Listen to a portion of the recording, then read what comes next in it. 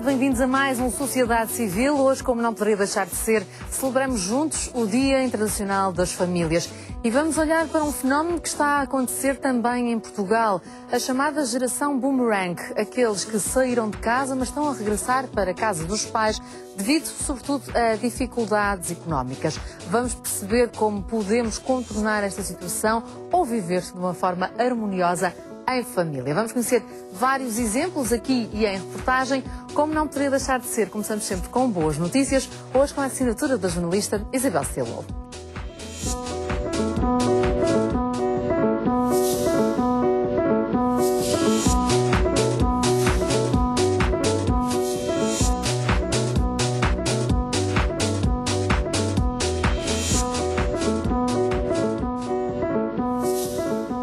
Olá Isabel, muito obrigada por estar aqui hoje connosco, diretora do Destaque e autora de muitas biografias de grandes mulheres de família. Grandes mulheres de família. Não é verdade? E desta vez, depois de Dona Filipa de Lancastre, Dona Catarina da Bargança e Dona Amélia, é a vez de Dona Maria II. Que com 11 gravidezes e depois tantos filhos, é de facto para o dia 2. Sem dúvida, sem dúvida. Isto está a tornar-se um hábito, Isabel, as biografias históricas escritas por si. É um vício já. É, pois, parece que sim, não é? Não, tem-me dado imenso gozo escrever e investigar e descobrir a vida destas mulheres e como há leitores, exatamente. Estamos bem. Isabel, tem sentido que estas mulheres estavam um bocadinho ofuscadas na história de Portugal? Eu acho que havia, sobretudo, um estereótipo muito ligado. Por exemplo, a Dona Maria surge sempre nos livros, como os nossos livros da escola, como mãe educadora, que é o que se relevava de uma mulher, é o que ficava bem, não é?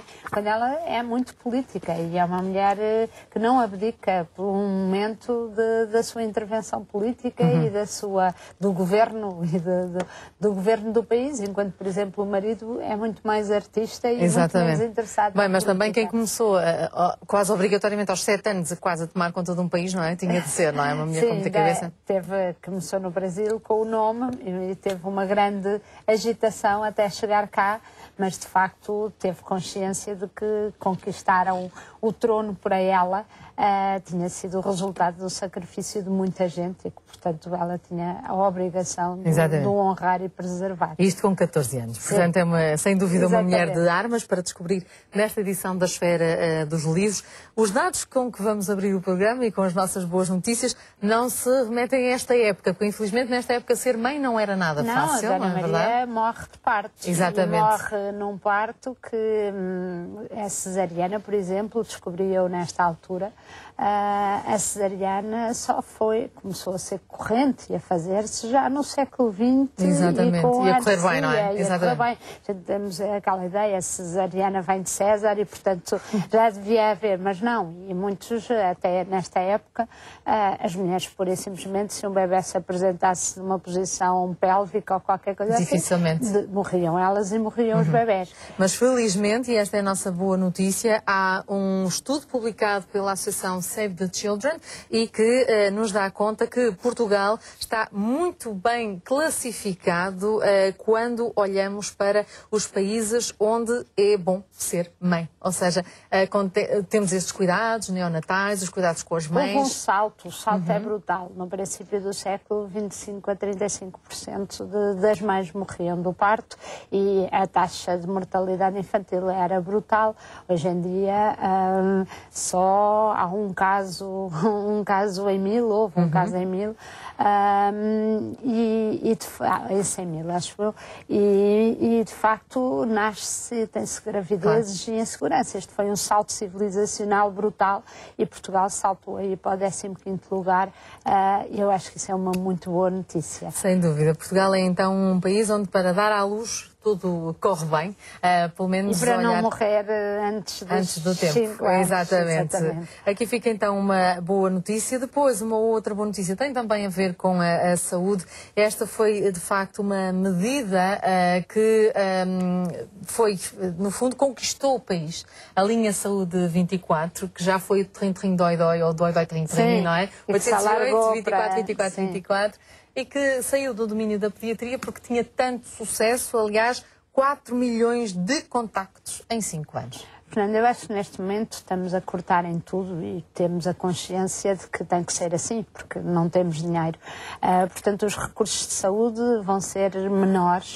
Eu acho que, além do conforto, e eu já usei várias vezes, sim, eu também, ser muito competente, e a pessoa naquele momento de agitação, com o filho, ou com o marido, ou com nós próprios, termos logo ali uma pessoa que nos ajuda a fazer ali um caminho que nos acalma, eu acho que é muito importante termos a responsabilidade de perceber que se os recursos são limitados, temos que os deixar para quem precisa mesmo deles. Fazer uso muito racional. Um uso muito racional das urgências, dos hospitais e de tudo isso. E, portanto, esta primeira linha que nos pode sossegar, ao mesmo tempo a permitir uma triagem do que vale a pena e do que tem mesmo que ir para o hospital. Exato. Mas ao mesmo tempo não sobrecarregarmos profissionais que estão já sobrecarregados e de certeza que vão cortar horários, cortar salários, vão estar a precisar de toda a sua energia para quem precisa realmente. Foi por isso que escolhi. Exatamente, é uma excelente notícia. É de resto um número a ter sempre à mão,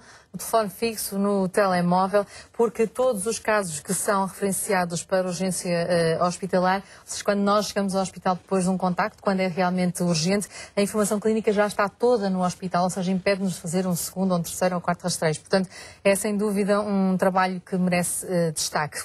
Há também uma outra boa notícia que tem a ver com o facto de estarem abertas a partir deste momento inscrições para uma bolsa que vai financiar estudos sobre a dor. Uma bolsa ao qual todos os jovens cientistas podem candidatar-se até ao final deste ano. Estudar a dor?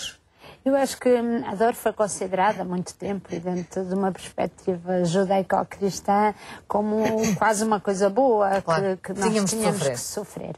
Eu acho que, obviamente, podemos correr o risco de educar uma geração que não sabe suportar a frustração e a dor, mas uma coisa é resiliência, outra coisa é dor. Resiliência. Outra coisa é tornar a dor como se a dor ajudasse de alguma forma. E eu acho que a dor física não ajuda. E todos os estudos mostram que as pessoas que são capazes de combater a dor através da medicação certa, de todas as outras formas de apoio, são pessoas que se curam mais depressa e pessoas que recuperam mais depressa. Claro. Portanto, eu acho que devemos deixar essa ideia fatalista da dor e aceitar que quanto mais souber de como colmatar a dor e como tratá-la, vamos ficar melhores. Portanto, aqui ficam fica aqui esta nota, são 200 mil euros, um dos prémios mais importantes para projetos de investigação clínica no domínio da dor.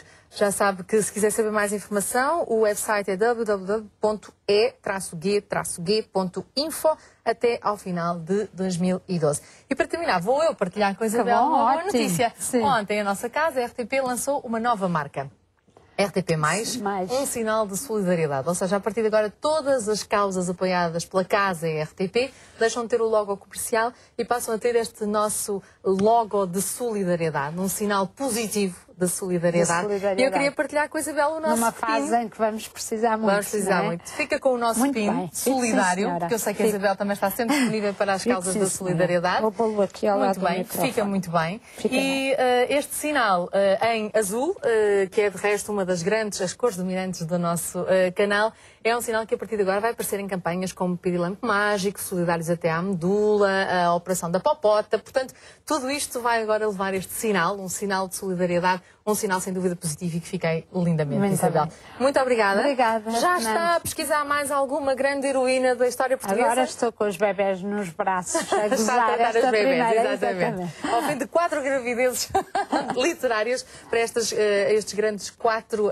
volumes sobre grandes figuras femininas da história de Portugal, tudo por um reino, Dona Maria II, da esfera dos livros, com a assinatura de Isabel Setúbal, a nossa convidada de hoje. Muito obrigada, Isabel, por ter estado hoje connosco, neste Dia das Famílias, que eu sei que é também um dia tão importante para si, uma vez que muitos dos seus editoriais são dedicados a esta matéria. Tema. E já conhecia a expressão boomerang, a geração boomerang? Não, mas fiquei muito interessada e pensei que é pena realmente a crise, porque se os pais pudessem sair... Exatamente. Deixavam a casa aos filhos e alocavam eles. Pois, mas a coisa parece que não está assim tão fácil. Aliás, nós vamos fazer... Ainda não há dados muito... no fundo, ainda não há dados palpáveis sobre quantos é que estão realmente a fixarem-se em casa dos pais, de novo. Mas o que é certo é que esta oscilação já está a acontecer também em Portugal. Daí chama-se geração boomerang. Eles vão, mas voltam. Um estudo recente elaborado nos Estados Unidos mostra que muitos jovens adultos foram obrigados a regressar à casa dos pais devido à crise financeira.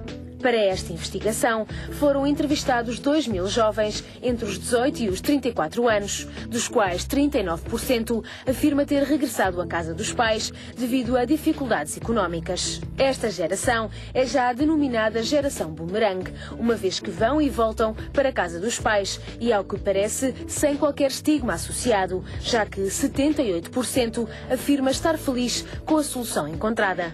Em Portugal, não são ainda conhecidos números sobre este fenómeno, mas a relação entre pais e filhos que voltam a coabitar tem já sido objeto de análise. A Associação de Apoio à Vítima tem registros de como o regresso às origens pode gerar uma relação conflituosa. De referir que entre 2004 e 2010, a APAV registrou 2.789 casos de violência doméstica de filhos contra pais. Casos de violência que passam muitas vezes pela extorsão. Além dos boomerang, há ainda a geração canguru, os que nunca saíram da casa dos pais ou, se o fizeram, foi por curtos períodos. A estas junta-se a geração sanduíche, responsável por cuidar dos filhos e dos próprios pais, que entretanto envelheceram e necessitam de cuidados de saúde.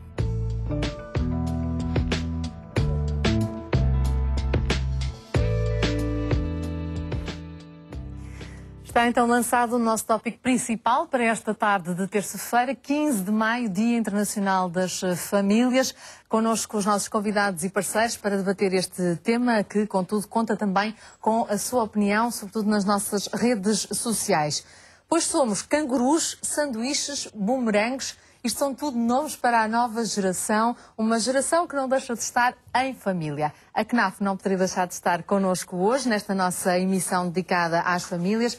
A Presidente da Confederação Nacional das Associações de Famílias junta-se a nós mais uma vez. Olá, Teresa Costa Macedo. Muito obrigada. E é importante perceber porque é que a ONU, as Nações Unidas, decidiram criar um dia para pensar na família, não é? Já por aqui divagamos muito quando é o Dia da Mulher, o Dia do Trabalhador, um dia das famílias, numa altura em que as famílias têm estes nomes todos muito estranhos, não é? Ora são cangurus, ora são sanduíches. Agora, exatamente. Porque em 90...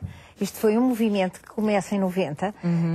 Em 92 é nomeado o embaixador Sokowski e eu própria, nas Nações Unidas, para prepararmos o Ano Internacional da Família. E antes do Ano Internacional da Família, que estava programado para 93, nós propusemos, e que estava, de certo modo, incerto, porque a votação não era completamente concordante nos países todos, nos 167 na altura, nós adiantámos e propusemos o Dia Internacional da Família. E foi assim que, na Assembleia Geral do ano de 93, foi proclamado o Dia Internacional da Família. Porquê?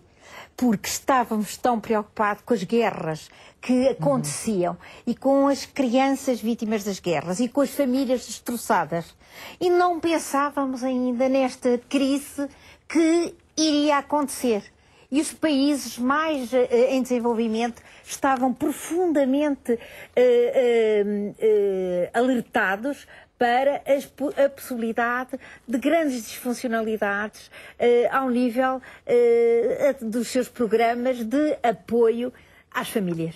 E foi por isso que houve uma concordância plena e em 93 foi criado o ano e nesse mesmo ano foi também proclamado 94 o Ano Internacional da Família. Portanto, o grande objetivo foi pensar já nas famílias mais carenciadas, que mais sofriam naqueles tempos. Estamos a pensar nos anos 90 e afinal, nos países desenvolvidos de hoje, quanto sofrimento, quantas Exatamente. lágrimas também, e quantas guerras, não guerras com certeza de balas, mas aquelas que hoje nós sentimos, que são as guerras nas nossas famílias, onde não há pão, todos ralham e ninguém tem razão. É por isso porque fala nessa perspectiva, os anos 90 do século passado, de facto, daqui a cerca de 2 anos comemoram-se os 20 anos do Ano Internacional da Família. E o nosso título de hoje é Família, o último refúgio contra a crise, e nesse tempo bélico, até poderíamos chamar a última trincheira contra a crise. Connosco temos também a Ana Spranger, que é mestre em Ciências da Família no Instituto de Ciências da Família da Universidade Católica Portuguesa. Ana, muito obrigada por sentar-nos mais uma vez. De facto, tendo em conta que a nossa sociedade basicamente está numa falência económica, não é?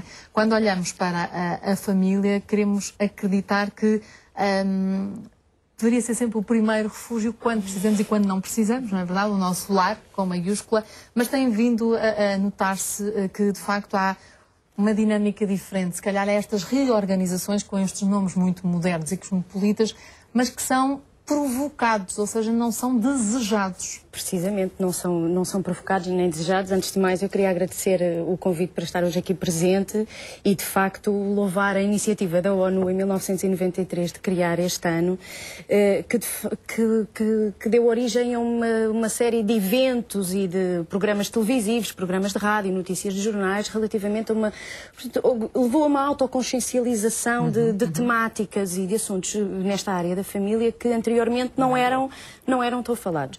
E depois em 94 com a criação do Ano Internacional, que se comemora em 2014, e aliás a ONU está hoje na sua sede em Nova Iorque com uma reunião de peritos em matéria de família, já dando início aos trabalhos preparatórios para o 20º aniversário, e eu fico muito contente de dizer aqui que o Instituto de Ciências da Família é já parceiro e está também já a preparar o 2014 Ano Internacional da Família.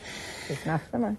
E a CNAF também, portanto, eu penso que é a altura da solidariedade familiar, saltar também para a solidariedade institucional, porque de facto há muito trabalho pela frente e nós estamos aqui não só, quando falava nas novas reconfigurações familiares, não só devido aos problemas que nos temos deparado nos últimos anos em termos de diminuição do número de casamentos, aumento do número de divórcios, baixa incrível da fecundidade. Portanto, quando há bocado dizia que Portugal é um país bom para ser mãe, eu acho que sim, eu sou mãe de 3 filhos, mas de facto há muita gente que acha que não, e os índices de fecundidade são muito preocupantes neste momento, acentuando ainda mais o envelhecimento da população. Nem toda está na fase ainda do envelhecimento ativo, no ano do envelhecimento ativo, só que se calhar...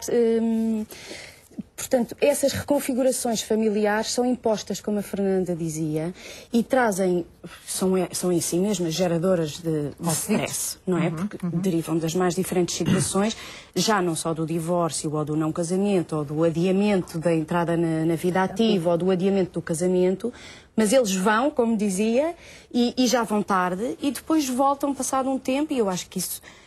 Deve ser bom ter esse porto de abrigo da família, mas eu não acredito que as pessoas fiquem contentes, porque há uma série de coisas que falham e que nos obrigam a voltar para a casa dos pais, e gera-se aqui um constrangimento em termos de papéis dentro da família, que são potenciadores de conflitos e de problemas mais graves. Porque, quer dizer, a família na sua constituição, no seu início, a família tem também um ciclo de vida, ela própria, não é?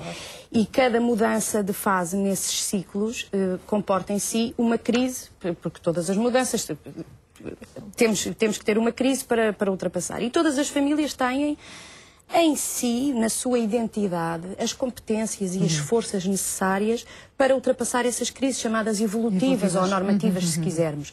Agora, quando começam constantemente a ser alvo, digamos, de outras crises e de outros acontecimentos, começa a ser mais difícil para as famílias encontrarem essas forças e desenvolverem novas estratégias para se adaptarem e para conseguirem superar. Portanto, temos aqui uma confusão de papéis da tal geração sanduíche. Eu entendo mais a geração sanduíche do que a geração boomerang, porque, de facto, relativamente à geração boomerang, não temos ainda dados concretos. Mas na vizinha Espanha, os números são que 50% dos jovens estão a regressar às casas maternas e paternas. Portanto, se há um ano atrás nós até fazíamos humor com a saída dos filhos cada vez mais tardia, houve até um casal italiano que processou o filho de 41 anos. Porque nunca mais saía de casa. E nós conseguíamos rir até com isto. Claro. Hoje em dia eu noto que as pessoas estão sérias a enfrentar este problema. Claro. Porque de facto, percebem que os jovens, mesmo que concluam os seus estudos académicos, dificilmente terão não têm. E depois temos aqui outro flagelo que eu penso que contribui, se não totalmente, em grande parte, que é o flagelo do desemprego. Exato. Porque não só na sua dimensão objetiva de uma pessoa precisar de ter um emprego, um trabalho remunerado para subsistir, mas mais na sua dimensão subjetiva da dignidade que isso traz à pessoa humana. Eu trabalho em tal sítio, eu sou isto, eu sou aquilo. E essa perda de dignidade depois também torna difícil trabalhar em seio da família ou em sede familiar as outras competências e as outras estratégias para fazer face a esta crise. Aliás, esta matéria, tendo em conta que necessariamente muitas destas pessoas que regressam ao ninho, não é? Porque o outro lado era o síndrome do ninho vazio, que de repente acaba de ficar cheio. Deixou de haver. Exatamente. Os ovos voltam quase todos para dentro do ninho. Mas há necessariamente também aqui o fator económico. Claramente são pessoas que estarão a passar, esperemos que por um breve período e curto período na sua vida, por uma dificuldade financeira. Agora, como é que se gerem estas questões financeiras dentro de um seio de uma família que se reconstrói quase à força? Esta é uma matéria também para ser pensada com a nossa próxima convidada, a Susana Albuquerque, que coordena a educação financeira na Associação de Instituições de Crédito Especializado, a nossa parceria com a ASFAC. Olá, Susana, e obrigada por se juntar a nós, porque há de facto nós temos tantas vezes falamos sobre a perspectiva da educação financeira. Podemos desde já adiantar que dia 1 de junho, o Dia da Criança, vai ser celebrado com a educação financeira para as nossas crianças. Agora, como é que nós fazemos toda esta gestão, olhando até para esta questão da própria dignidade, não é? Eu regresso à casa dos meus pais, terei autonomia financeira, terei independência financeira, terei de viver outra vez à custa dos meus pais? Ou os meus pais viver também às minhas custas? Deixe-me usar esta expressão mais... Sim, pois eu acho que essas são grandes questões, não é? E são elas que geram, por exemplo, esta questão da a nossa identidade está fortemente ligada a termos um emprego, não é? O que é que nós somos quando não temos um emprego, quando deixamos de ter um emprego, e como é que nós conseguimos voltar a reintegrar-nos ativamente na sociedade, não é? E isso são tudo questões que a educação financeira endereça, não é? E trata e ajuda as pessoas a ultrapassar. E por isso eu acho que, enfim, desde logo perceber que se eu tenho que voltar porque perdi o emprego, porque os meus rendimentos diminuíram, ou porque me divorciei ou separei, porque também pode ser uma dessas situações, então perceber que isso é um momento como outro qualquer. E eu vou ter que encontrar na família, eu na reflexão e no trabalho de preparação do programa, fui perceber o que é que contribui mais para a felicidade das pessoas. Se é terem dinheiro, terem a tal independência financeira, se é terem o apoio familiar. E o que é muito curioso é que, nos estudos, pelo menos que eu vi, há um feito pela Rebecca North, que acompanhou famílias ao longo de 10 anos num estado americano, e quase 300 famílias, e aquilo que ela percebeu ao longo desses 10 anos é o que contribui mais ativamente para a felicidade dessas famílias, eles terem a qualidade e a manutenção de laços familiares e a variação positiva dos relacionamentos entre a família e não a variação positiva no rendimento. Então, eu acho que desde logo, porque esta crise... Deixe-me só dizer que ainda bem que falou nisso, porque há estudos, efetivamente, que associam ao bem-estar das famílias fatores como a solidariedade, a felicidade, o diálogo, a entreajuda, portanto... Sim. E é muito curioso porque nós chamamos, enfim, já se chama a isso a nova felicidade, não é? Ou seja, nós durante muito tempo acreditámos que a felicidade dependia de termos um determinado nível de prosperidade financeira, não é? E de coisas materiais, e agora estamos a mudar, a transformar os valores. E eu acho que isso é muito importante para quem volta a casa, é perceber, eu se calhar tenho a coisa mais importante, o valor mais importante, a força mais importante, que é o apoio da família, o poder voltar a contar com este apoio. Agora, obviamente, por questões da autoestima pessoal e do próprio equilíbrio financeiro familiar, é preciso saber gerir isso com, por exemplo, com a tal comparticipação nas despesas da família, ou estabelecer-se um prazo, primeiro um prazo inicial, durante o qual se vai tentar voltar ao mercado de trabalho e conseguir um emprego e depois, se não conseguir, devemos ter um plano B, ou então ajudar os membros da família prestando serviços à família. Também pode ser uma forma de nós começarmos a recuperar a dignidade. Agora, é preciso, como em tudo, como por exemplo quando há um casamento e que nós devemos falar abertamente sobre como é que vamos repartir custos e rendimentos, e aqui é necessário, acho eu, para evitar frustração, ressentimentos, conflitos, clarificar muito bem como é que vai funcionar do ponto de vista financeiro e da gestão dos recursos este voltar a casa. Fernando, deixe-me só aqui dizer uma coisa.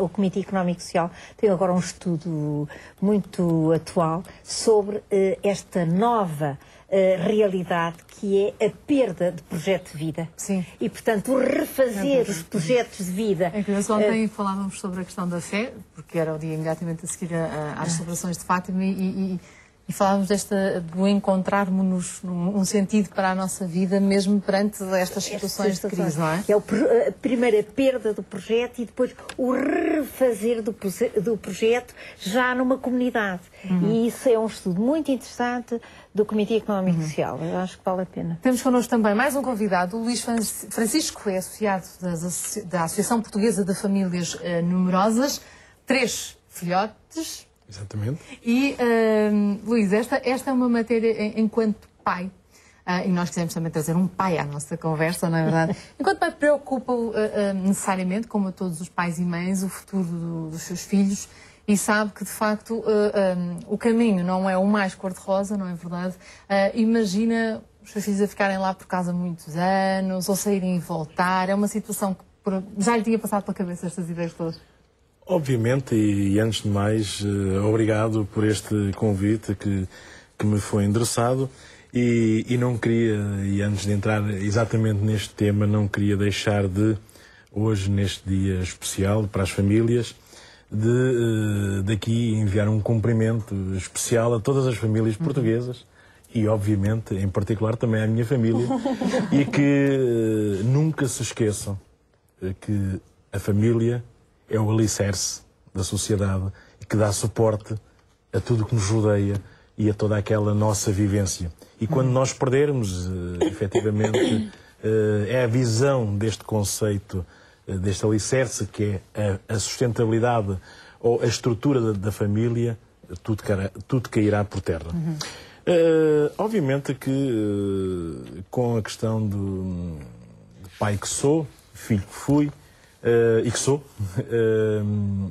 esta questão dos filhos, há efetivamente uma mudança na sociedade que nós assistimos, os filhos, quanto mais tarde melhor, a abandonar o ninho dos pais, dos seus progenitores. Particularmente, não é algo que me incomode, bem pelo contrário, satisfaz-me ter os filhos por perto. Contudo, eles próprios também hoje vão tendo já uma visão, desde o meu filho mais novo ao mais velho, já são espectadores atentos daquela pequena caixa mágica que é a televisão, e vão-se apercebendo as dificuldades do dia-a-dia, e isso, como costuma dizer, quando se está bem, vamos mudar para aqui. Exatamente.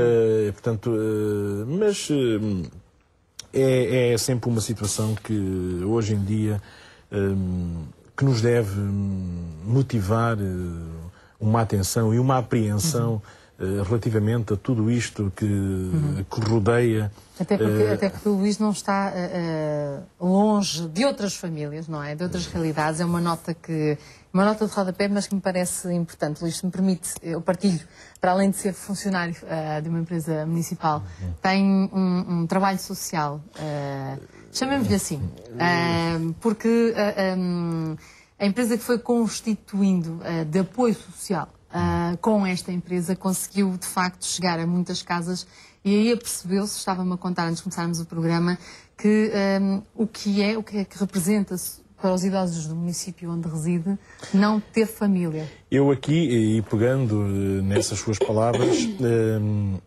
e uma das centralidades do tema que nos traz aqui hoje e esta questão do efeito bumerangue nas famílias. Hoje em dia nós vamos assistindo a um fenómeno muito assente na questão dos jovens casais, principalmente, que pelas adversidades da vida se vão separando, e aí sim nota-se muito mais o efeito bumerangue do regresso a casa e não a questão do casal em si.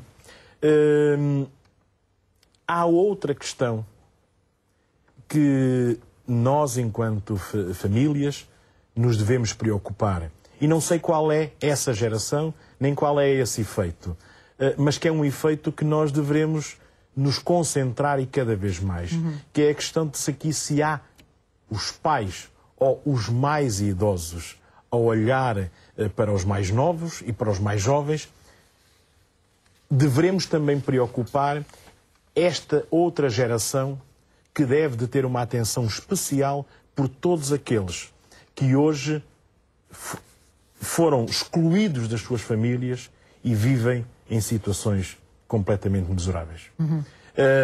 E há, efetivamente, uma situação que a todos nós nos devemos preocupar e que devemos ter uma especial atenção em estas famílias que já foram numerosas e que hoje estão votadas quase à exclusão. E, efetivamente, há, e eu conheço, vivo de há muito tempo para cá, quase desde a minha juventude, que vive estas questões das famílias e do espírito da solidariedade, até por uma questão de formação e educação, e há coisas que nós não nos passa pela memória ou não teremos, ou teremos que fazer grande ginástica para compreender e aceitar de ânimo leve o estado em que muitas destas pessoas estão dotadas. Aliás, Luís, quando a Teresa Costa Macedo falava do porquê da criação deste dia, algumas das coisas que ela dizia eu revi no discurso que estava a ter antes de começarmos o programa. Aquilo que acontecia nos pós-guerra, não é? Estão a acontecer noutros formatos, mas com os mesmos danos. Os mesmos anos, mas nos países desenvolvidos. Exatamente. Essa é que é a grande diferença e o impensável, porque ao tempo nós fazíamos, todos os estudos eram vocacionados, direcionados para aquilo que seriam os grandes planos do desenvolvimento, do apoio ao desenvolvimento, e agora os países que fizeram esses planos são aqueles que estão a sofrer e aqueles que não souberam gerir os seus recursos, não souberam gerir os seus valores, mais do que isso. Falámos tantos estes anos, e em Portugal, de políticas de família. Conceito de política de família muito bem, até o temos na Constituição. E na prática, que políticas de família? Como é que a família foi entendida? Porque é que nós, em Portugal, eu sinto-me imenso nesta realidade, porque nos anos 80 nós tínhamos os dados da França, que tinham estudos sobre os países do Sul. E tinham sobre Portugal. E anunciaram, se nós não tomássemos diferentes medidas, e eles sabiam quase, a pirâmide invertia-se. Todos os governantes, os decisores políticos, até hoje sabiam perfeitamente o que é que nos ia acontecer. Portanto, a inconsciência destes governos todos, de não terem ouvido as famílias. Eu não digo só a CNAF, nós, toda a sociedade civil, mas a CNAF porque a CNAF tinha esses estudos. Diziam, não é aplicar, porque em Portugal nós temos os valores da família. Não é verdade, não era verdade. Porque noutros países também havia, como a França, como a Alemanha, e afinal de contas nós estamos a sofrer, neste momento, gravíssimos danos. E o dano da baixa de natalidade, de fecundidade, é gravíssimo para nós. Onde é que vamos, nós, Portugal? Sem jovens. Neste momento deve ser um motivo de forte reflexão nossa, quando nós apenas temos um país atrás de nós que é a Bósnia. Luís, mas os governos dizem crescimento, desenvolvimento, melhor gestão. Mas o que é isto? Então, crescimento com quem? Onde são as novas gerações para produzir? A mantermos esta taxa de 60 mil, aproximadamente 60 mil novos seres e 103 mil, de grosso modo, óbitos, é algo que nos dá por ano. Vai ser... Eu vou dizer aqui uma coisa que vai ser, que é o politicamente mais incorreto. Mas eu ainda estou a ver em Portugal nós estarmos a aprovar uma lei não direi do genocídio dos velhos, para não dizer outra coisa, porque não há camas, porque os nossos mais idosos não têm, já não há recursos para os apoiar, nem há cuidados continuados. Ainda nem vai haver isso. quem tome conta deles, porque senão há uma nem vai geração haver que quem se renova, tome conta, é? não vai haver recursos. Eu quero ver como é que depois vamos resolver esta questão. A Associação das Famílias Numerosas está connosco, não só apenas através da presença do Luís Francisco, que tem 3 filhos e, portanto, hoje em dia ter 3 filhos já é considerado uma família numerosa, mas a família que se segue, a família Reinaldo, contraria totalmente a tendência do filho único. Aliás, do filho único, do filho sexto, do filho sétimo. São 8 filhos. Vamos saber como é que esta família gera o seu orçamento familiar. David e Sara são os membros mais novos da família. Com 2 e 5 anos, sabem bem que aqui em casa partilhar, aproveitar e não desperdiçar é fundamental. Só com alimentação, esta família gasta 800 € por mês e a maioria das despesas constam de um plano orçamental. Portanto, nós fazemos um orçamento, não é? E nesse orçamento temos as despesas fixas, aquelas despesas que nós sabemos que têm que lá estar. Temos também uma quantia destinada à alimentação, outra ao gasóleo e depois outras rubricas mais ligadas a outro tipo de despesas que podem surgir, não é? Mas sobretudo as despesas maiores, como a alimentação, aquelas despesas ligadas à eletricidade, à água, à luz, tudo isso está tudo já discriminado e tentamos não sair desse plano para que não haja depois derrapagens, não é? Em termos da nossa estimativa orçamental. Apesar de ser muito difícil hoje em dia estar a fazer poupança, tentamos pôr alguma coisa de lado no caso de surgir algum imprevisto, não é? Numa casa em que cada refeição tem 10 pessoas à mesa, Isabel sabe que escolhas acertadas podem ser sinónimo de euros poupados. Eu acho que é muito importante também em termos de alimentação tentarmos usar muito a nossa criatividade e também fazer comidas que rendam, não é? Que não seja só um bife para cada um. Às vezes com um frango posso fazer uma comida, se juntar cogumelos ou vegetais, legumes, ou com atum, posso fazer um ótimo arroz de atum que toda a gente gosta e bem apetitoso, não é? Para que todos cresçam com noção do valor do dinheiro, a família Reinaldo tem os seus truques. Sim, nós tentamos inculcar alguns princípios nesse sentido aos nossos filhos e temos uma ideia que é assim que eles entram no primeiro ano da escola começarem a ter uma pequena mesada. Portanto, tem a ver com os anos. Por exemplo, no primeiro ano tem 1 euro, no segundo ano tem 2 euros. Pronto, depois vai crescendo conforme a idade e os anos em que eles estão na escola. Os 8 filhos desta família aprendem assim a gerir o dinheiro de acordo com o que gostam. O saldo do telemóvel, por exemplo, é garantido com a gestão da mesada. Sim, o mais velho, que tem 20 anos, já tirou a carta, também com o dinheirinho que ele foi juntando, também já fez alguns trabalhinhos, como dos censos, portanto são dinheirinhos que eles vão juntando. Temos uma outra filha que gosta de cantar e tem feito alguns trabalhos nessa área, já ganhou um prémio também e, portanto, tudo isso são coisas que eles podem, dentro dos seus talentos e daquilo que eles sabem fazer, também aproveitar para depois arrecadar alguma coisa e gerir da forma como eles acham que pode ser importante para eles também. Levar uma lista para o supermercado, comparar preços entre lojas, ter atenção às promoções, aproveitar a roupa de uns filhos para os outros, são outras dicas para fazer face à crise.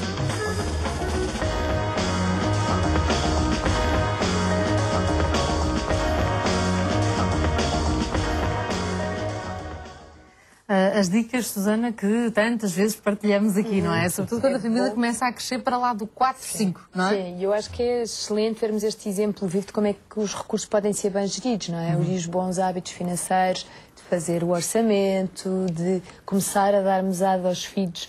E é muito curioso porque a mãe dizia, é importante que eles façam as suas escolhas e percebam o resultado dessas escolhas. E isso é essencial para nós contribuirmos para termos adultos financeiramente autossuficientes, não é? Porque eu vou a muitas escolas e ouço muitos professores e às vezes as pessoas queixam-se que os pais tendem a facilitar, querendo proteger os filhos, tendem a facilitar demais. Então é importante também ensiná-los e monitorizá-los nas suas escolhas financeiras.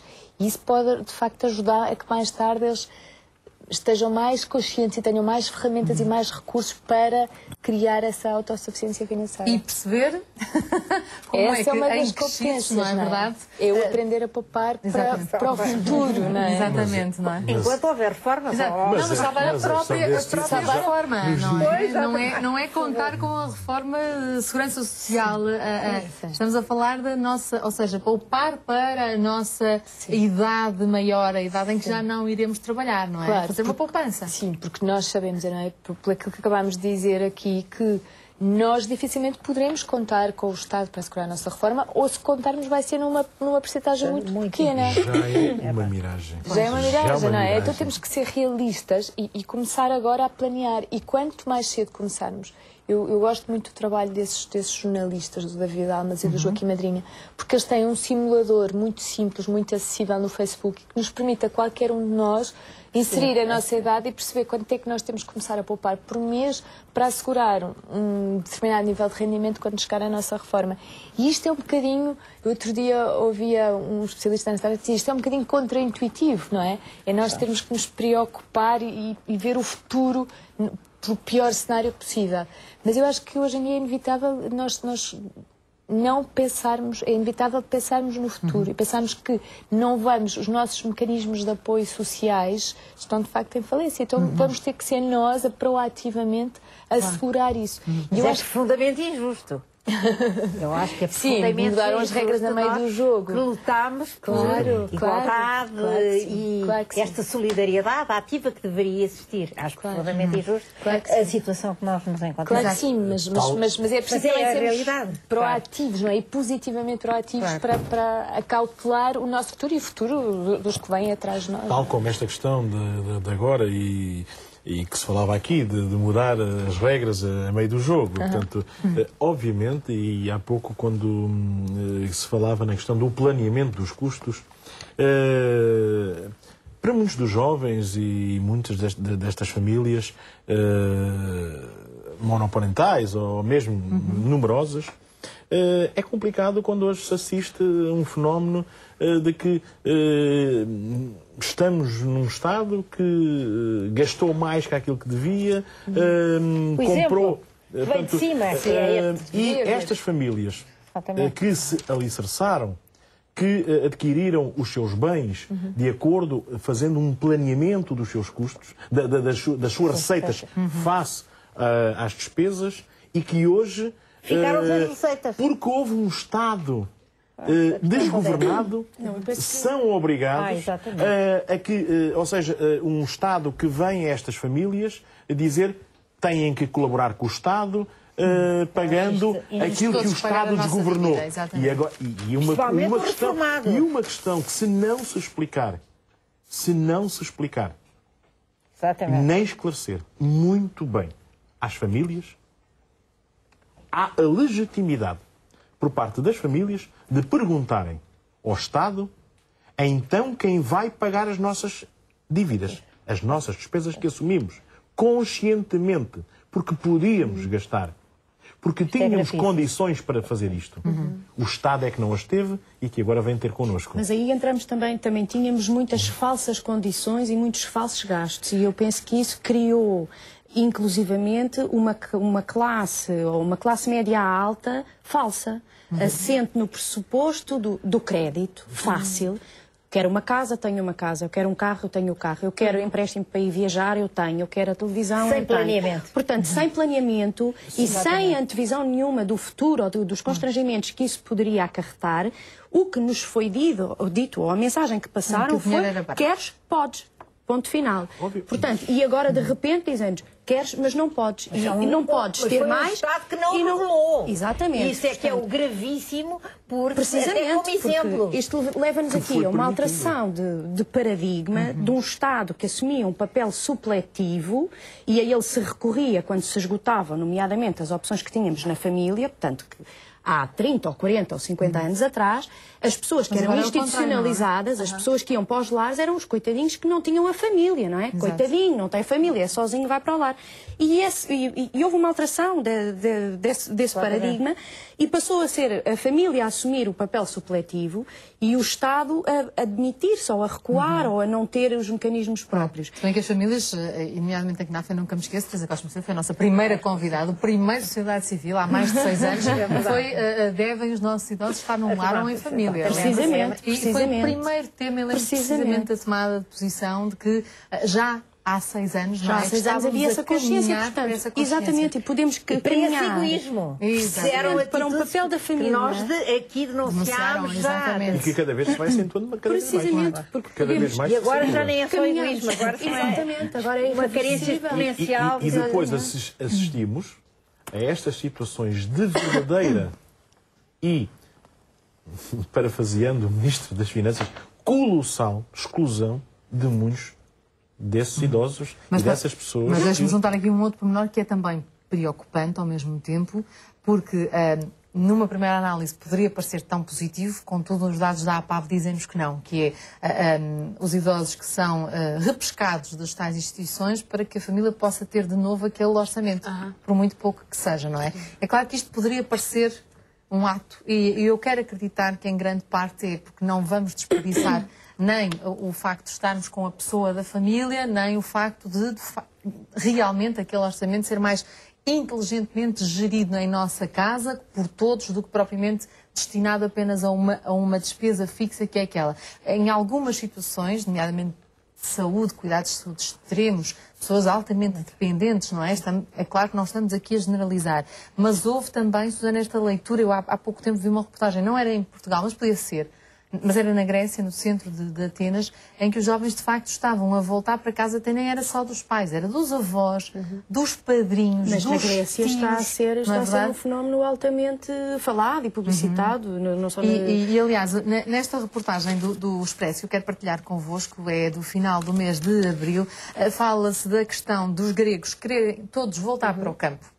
Ou seja, como não têm capacidade financeira para pagar a renda de nada, nem do apartamento nem de um quarto na cidade, há mais de 1,5 milhão de gregos que querem sair dos maiores centros urbanos do país e, portanto, vão fazer migrações, vão migrar dentro do próprio país, voltando muitas vezes ao tal espaço onde estão os pais e os avós, não é? Sim, e tem a comunidade de apoio. Por acaso, em Portugal existe um movimento muito interessante, um movimento de apoio financeiro, logístico, em termos de formação, que são os novos povoadores, que incentivam as pessoas a voltar para o interior, a ir para os sítios onde há emprego, onde há qualidade de vida e, eventualmente, onde possam ser criadas, mesmo não existe a família, estas redes sociais de apoio, não é? Porque eu acho que é isso que falta em Portugal. Há pouco falava-se nisso no início do programa. As redes sociais, não é? As redes sociais e a sociedade civil. Eu acho que tem a ver com uma série de razões culturais, históricas, enfim. Mas, respondendo a esta questão de porquê é que as pessoas voltam, não é? Quais é que são os fatores financeiros que levam as pessoas a voltar? Porque acho que era essa a pergunta. Exatamente, ou seja, porque até há pessoas que ainda nem sequer, e este é um caso muito curioso que chegou, eu não estou desempregada, não tenho problemas, mas sei que posso vir a estar. E, portanto, já na perspectiva da poupança... Mas isso é o tal medo a incerteza relativamente... Mas não é curioso, é uma jovem, não é? Que tem um emprego, até tem uma situação estável, mas começaram a fazer contas. Não, e a relação familiar é ótima e não tem problemas nenhum em voltar para o quarto que ainda está em casa dos pais. E, portanto, para ela é muito natural. Em vez de estar a gastar, não sei quanto será, mas estou a calcular um T1 no centro de Lisboa, em vez de estar a gastar 400, 500, 600 euros de um arrendamento, pôr esse dinheiro no tal porquinho milheiro, o que é uma atitude muito inteligente, não é preciso chegar até... Financeiramente muito inteligente, e se não houver incompatibilidades, não é? Porque às vezes também há muita gente a perguntar aqui a parte do stress. como é que temos uma telespectadora que nos telefonou a perguntar a história do stress associado ao voltar ao ambiente familiar. Há pouco a Ana falava, do projeto Vida, que esta expectativa, exatamente. E muita gente não aguenta este stress. E muita gente não aguenta esse stress e muitas famílias já não têm em si a capacidade de reagir, porque o avô está desempregado, o pai está desempregado, o filho está desempregado, os miúdos... alguém doente, e é uma alguém bola se de neve divorcia.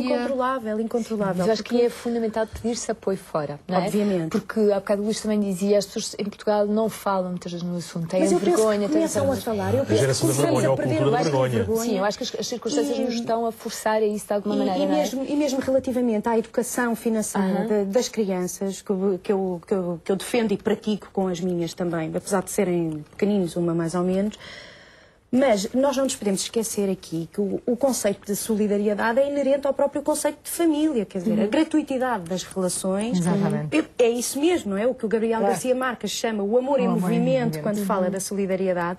É isso, e eu penso que não é fácil, não vamos estar aqui a dizer que é muito fácil voltar para a casa dos pais, porque há a confusão de papéis, há a sobreposição de papéis, há a autonomia ou há sobrecarga, há ajuda ou há aqui uma série que do ponto de vista de investigação é interessantíssimo, não é? Mas do ponto de vista de quem vive essas situações... Das vivências não é assim tão interessante, não é? Não é tão interessante esta assim. questão dos Ds, e falamos aqui tantas vezes, não é? Dos Ds que podem disputar estas situações, estamos a falar de uma doença, de um divórcio ou do desemprego. Muitas vezes, na questão do divórcio, ficamos a olhar para novas famílias, as famílias monoparentais, e até perguntava-me, só se fala das numerosas, e monoparentais. Nós temos também uma família monoparental. Vamos conhecer o Ricardo Santos, que depois de um divórcio teve necessariamente que reorganizar toda a sua gestão financeira pessoal e familiar.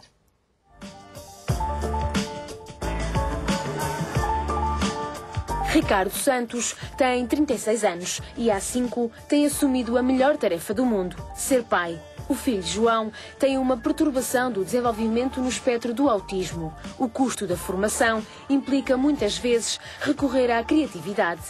João e outras crianças com necessidades necessitam de determinados materiais didáticos. Às vezes é preciso uma questão de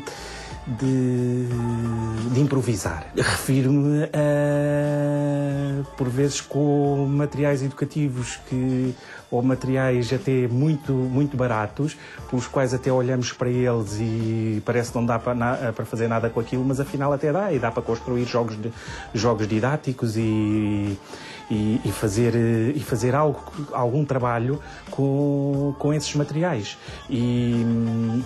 Mas para isso também é preciso ter conhecimento, capacidade de improvisação, tudo alicerçado numa boa formação por trás e no contato entre os diferentes profissionais. Com o divórcio e depois do diagnóstico do João, Ricardo refere a importância do apoio familiar.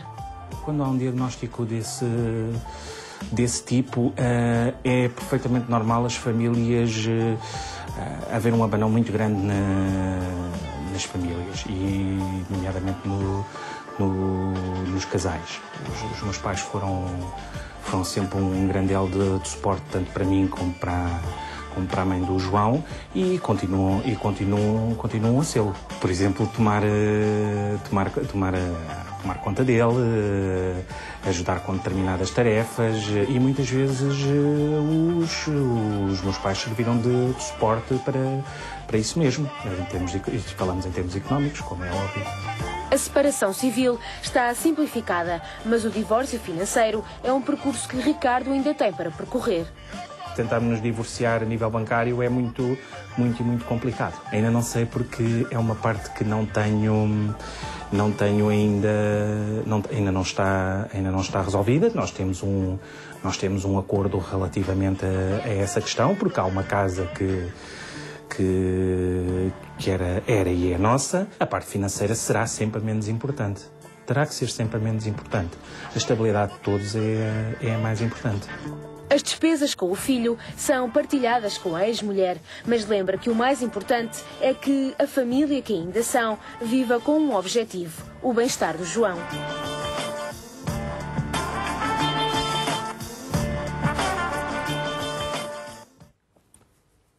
Aqui fica uma outra realidade também, as famílias monoparentais, porque de facto, Ana, não podemos falar da família, não é? Já por aqui discutimos que qualquer dia o Instituto terá que mudar de nome e dizer das famílias. Das famílias, porque há cada vez mais... Mas o senhor referia ali um aspecto muito importante e há quem defenda que hoje em dia o número dos divórcios baixou porque é muito caro nós divorciarmos. Pois é mais caro do que casar. Porque implica... E já deparei com casos implica desses, uma duplicação das despesas, sim, quer dizer, em vez de uma casa... Não podem Exatamente. Mas há estas novas também, não sei se serão famílias, mas convivências familiares de pessoas que estão separadas afetivamente, mas continuam, não é? Precisamente porque não podem ou porque não têm capacidade de alugar outra casa ou de comprar outra casa ou de pagar mais isto e aquilo, mais água, mais luz, mais gás, tudo a dobrar e, portanto, acabam por ficar a conviver no mesmo espaço numa situação que é impensável e que deve ser com certeza dolorosa, o término de um casamento e de um vínculo afetivo e a manutenção da partilha do espaço com essa pessoa com quem nós já não queremos viver. Aliás, como também existem aquelas que, em certa parte, contribuíram para o atual estado destas situações. Há aquela geração dos casais que, para debelar questões fiscais, também provocaram as suas separações. Bom, e resultado disso, tivemos no espaço de um ano o desaparecimento de 111 mil dependentes. Sim. Exatamente. Consequências não se conhecem por agora. A capa da visão da passada semana tem muito a ver com esta matéria, a modo de partilhar a casa e a renda, mas já não é só dedicada aos estudantes, porque nós sabemos que, em certa altura dos nossos estudos, fazemos isto. Isto é uma fórmula, há muita gente que faz isto só também na perspectiva, só para poupar dinheiro. Não se importa de ter estas experiências de... Sim, e é muito sábio. Aliás, isso vem de uma tradição um bocadinho anglo-saxónica, não é? Que as pessoas até muito tarde, às vezes até formarem a sua própria família, às vezes mesmo já depois de se terem casado, continuam a partilhar casa e a partilhar custos e recursos. Nós aqui não temos muito esse hábito, também, já tivemos. Eu penso que em Portugal também já houve a nível familiar, não é? Do alugar ou de ceder pequenos espaços de parte da casa. As casas eram muito... As casas eram maiores, as casas eram muito grandes, não é? Hoje isso pratica-se mais ao nível do estudante. Mas está a voltar a acontecer. Eu, por exemplo, também nos casos de aconselhamento e de formação, aparecem muitas pessoas que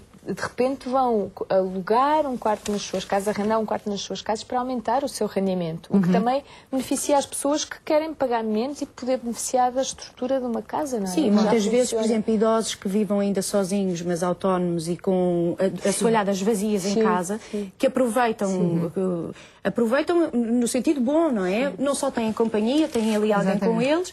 E têm um income mensal que se calhar é muitas vezes muito superior àquilo que recebem. No Porto tem regime de voluntariado. Quantos casos desses... Os idosos cedem o espaço e recebem em regime de quantos casos desses não existem? Mas aí depois deparamos com outros problemas. Um mercado paralelo? Que é, não. É a questão daquela família que, ligada àquele idoso, àquele que o abandonou, mas que quando esse mesmo idoso procura a questão de uma companhia para dialogar, para jantar, para almoçar, tem a outra família logo a aparecer, aqui Del Rey, e apareceu aqui um oportunista. Aqui Del Rey, este idoso é muito português. Isto também é muito grave nesta sociedade e neste afastamento das famílias que aparecem por conveniência. Mas depois temos os casos, eu peço desculpa, porque a Fernanda estava a referir que no espaço de uma semana 2 amigas foram para fora. Eu tenho também vários amigos que saíram dos centros que se mantêm em Portugal, mas saíram dos centros urbanos à procura de uma melhor qualidade de vida, porque aqui, de facto, nós somos chamados a ser solidários e somos chamados às nossas responsabilidades, mas sempre com o tempo limitadíssimo e sempre a correr. Com horário marcado. E depois temos a imigração, não é? As pessoas que se vão embora lá para fora, e eu, por acaso, tenho um amigo que até faz anos hoje, portanto, aproveito aqui para lhe dar os parabéns, porque ele está longe. E está muito longe, está na Ucrânia, portanto, não só em termos a trabalhar connosco, não só em termos culturais, mas até do próprio tempo e do frio também, que é difícil, é muito difícil, é muito difícil. O que vale, parece-me, é que as novas tecnologias vêm ajudar imenso, não é? Porque, sim, claramente. Havendo Skype, internet, Facebook... Mas não temos o contacto. Não é um contacto, não é a mesma coisa. Eu queria, já é um princípio. Sim, é um princípio, já não é mal. Antigamente, com os postais que vinham, demoravam quase 6 semanas a chegar. Confesso que hoje, pelas redes sociais, amigos meus estão do outro lado do mundo e com quem conseguimos falar, não é? Me lembro do aniversário deles através do Facebook. Né? É uma nova forma de estar com a família. Há pouco falávamos da questão do nascer em Portugal. Já sabe que no top do State of the World relacionado com a maternidade, Portugal até está bem classificado. Estamos a falar das condições de saúde materno-infantis, mas também estamos a falar de outros cuidados a ter com os nossos pequeninos assim que eles nascem. Não poderíamos deixar de trazer até ao nosso programa uma solução muito interessante criada pela APSI, a Associação para a Promoção da Segurança Infantil. Está a implementar nos hospitais com maternidade na região do Algarve o projeto Alta Segura. Vamos saber o que é isto e o que é que isto tem a ver com os nossos bebés e o transporte dos nossos bebés com a Rita Ferreira.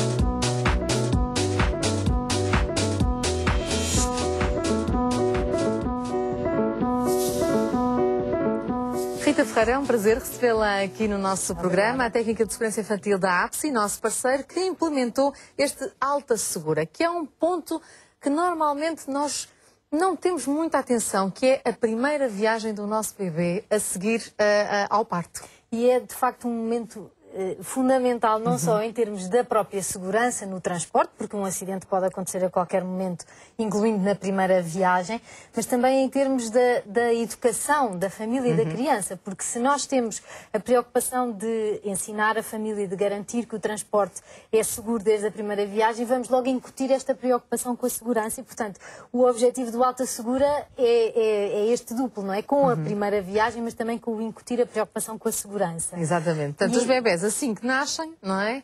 Sabemos que, ponto 1, nunca os devemos levar ao colo. Não. A pior coisa que podemos fazer, os bebés têm que sair da maternidade numa cadeirinha adequada, que será o que nós chamamos o ovinho. O ovinho, exatamente. Salvo algumas exceções de problemas de saúde, o ovinho é a cadeirinha adequada e o Alta Segura tem como procedimentos, por um lado, os profissionais de saúde poderem aconselhar e falar sobre este assunto com as famílias antes do bebé nascer, antes da ida para a maternidade, poderem depois também num banco de demonstração que simula o banco de um automóvel exemplificar como é que se instala o ovinho, tirar todas as dúvidas e depois o mais importante de tudo é no momento da alta há um lugar de estacionamento reservado em que os profissionais acompanham as famílias ao carro e vão verificar se está bem instalado. Isto de facto é muito importante para poder garantir que... Portanto, aquelas imagens muito românticas da mamãe entrar para a parte de trás com o bebê ao colo são proibidas. São proibidas porque num acidente, nós, ao contrário do que pensamos, é tudo tão rápido e com tanta força que não conseguimos segurar o bebê. O bebê rapidamente é projetado, não é? Portanto, tem que se ter cuidado. Portanto, as partículas da mamãe entrar para a parte de trás com o bebê ao colo são proibidas. São proibidas porque num acidente, nós, ao contrário do que pensamos, é tudo tão rápido e com tanta força que não conseguimos segurar o bebê. O bebê rapidamente é projetado, não é? Portanto, tem que se ter cuidado. Portanto, a partir de agora, é claro que este foi uma iniciativa piloto, diria mesmo, não é? Porque começou no Algarve, a receptividade sei que foi imensa, muita curiosidade acima de tudo, não é? Portanto, agora já sabemos que as futuras mamães e papás, quando chegam à maternidade, levam o kit para os primeiros dias e o ovo. O ovo já no carrinho. Isso já é prática em muitos hospitais e esta ideia do Alta Segura já é conhecida há muito tempo, desde o início da APSI, há 20 anos que falamos nisso. Pois é, este ano estão a celebrar os vossos 20 anos. E já há muitos hospitais em que a APSI foi formar os profissionais de saúde e que têm esta preocupação e esta tentativa. O que fizemos agora no Algarve foi implementar um programa que implica formação dos profissionais, também alguns equipamentos que possam usar para exemplificar e eventualmente emprestar às famílias e depois, muito importante, a monitorização e o acompanhamento do que é feito, porque é uma área tão técnica que com certeza que surgem dúvidas. Fizemos já o lançamento do projeto no Algarve, que está a decorrer muito bem. Tivemos a felicidade de ter a presença do Sr. Diretor-Geral da Saúde, que também no âmbito da década da segurança rodoviária se mostrou, e já o disse publicamente, muito interessado em tornar este projeto um programa nacional, claro, para garantirmos que todos os bebés em Portugal o conseguem.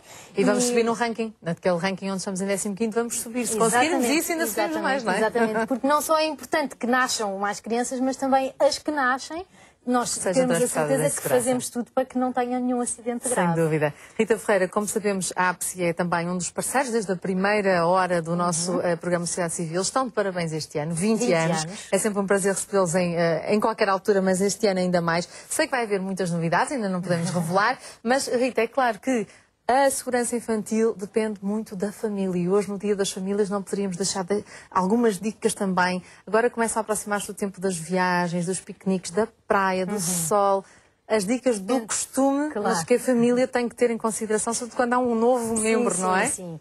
As famílias têm, de facto, um papel muito importante, não é exclusivo, mas obviamente têm o papel nuclear, de proteger e de educar para uma cultura de segurança. Nesta altura do bom tempo começam as viagens, e depois com as férias ainda mais, e portanto a preocupação de transportar sempre as crianças corretamente num automóvel, numa cadeirinha que seja adequada, que esteja bem instalada, e a APSI pode ajudar a esclarecer as dúvidas. Não é só o ovinho, é todas as cadeirinhas até à altura, exatamente, altura, sempre. Ou 12 anos. E o cinto bem colocado sempre depois daí. E depois, com o aproximar-se do verão, os afogamentos são uma grande preocupação. Exato, e continua a ser a grande campanha da APSI, não é? Que este ano estamos a tentar, a todo o custo, encontrar parceiros que nos ajudem a implementar esta campanha que já há tantos anos conseguimos replicar. Estamos a falar de parceiros, não é? Parceiros. Precisamos destes parceiros, portanto, se precisarem... Não tem sido fácil. Claro, é um nunca ano, mas ano menos fácil, não é? Em particular. E nós temos precisamente um apoio no Algarve. Temos uma série de parceiros que vão organizar uma iniciativa que organizam todos os anos e que se chama Nadar por uma Causa. Exatamente. No dia 27 de maio, e que este ano a totalidade dos fundos recolhidos vão ser para apoiar esta campanha e, portanto, convido também toda a gente a ir passar o fim de semana ao Algarve e participar nesta iniciativa do Nadar por uma Causa, que é divertida, que é saudável, que é para as famílias podem ir nadar em conjunto e que pode ser muito, muito importante para a APSI e determinante para salvar vidas de crianças este verão. Sem dúvida. Portanto, fica já uma nota de agenda para dia 27 de maio. Nadar por uma Causa é um domingo para passar a dar umas braçadas no mar algarvio, por assim dizer. Rita, foi um prazer tê-la aqui connosco neste nosso programa. A APSI connosco hoje a falar deste projeto Alta Segura para transportar os nossos bebés em condições. Já sabe que este ano é o Ano Europeu do Envelhecimento Ativo e também da solidariedade e diálogo entre gerações. A Comissão Europeia declarou um dia para o Dia das Gerações nas escolas. E nós aqui, através da nossa parceria com a Escola Superior de Educação João de Deus, fomos até a um dos jardins infantis João de Deus em Lisboa e fomos perceber, afinal, como é que se faz este diálogo entre os mais pequeninos e os mais crescidinhos.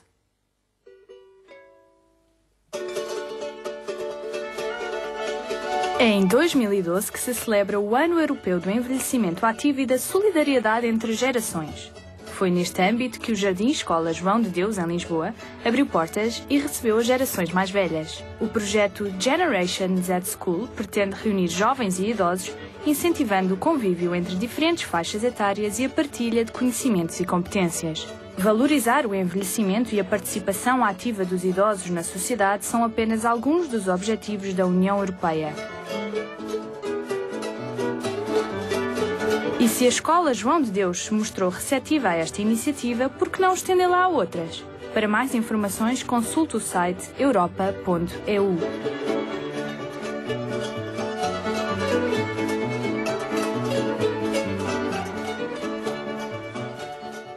Um diálogo entre gerações e uma tarde bem divertida em família. Eu daqui a pouco já lhe vou dizer qual é o nosso parceiro que vai decidir passar também o próximo domingo em família a contar histórias. Porque nós temos estado aqui a falar do lado menos positivo desta crise, mas quando a família se volta a reunir, não é verdade? As razões podem não ser as melhores, Teresa.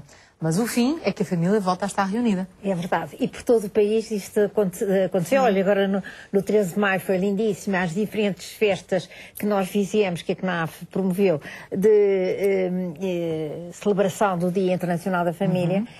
Mas porquê no domingo? Porque foi a maneira de nós conseguirmos reunir as famílias.